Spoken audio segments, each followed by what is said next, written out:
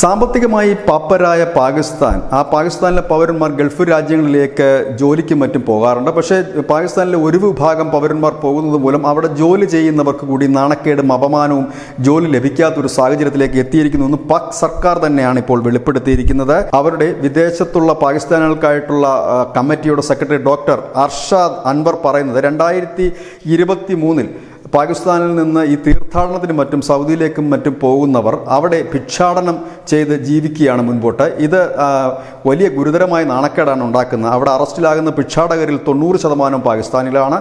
UAE-യിൽ കുറ്റകൃത്യങ്ങൾ ഏർപ്പെടുന്നവരിൽ 50% പേരും പാകിസ്ഥാനികളാണ്.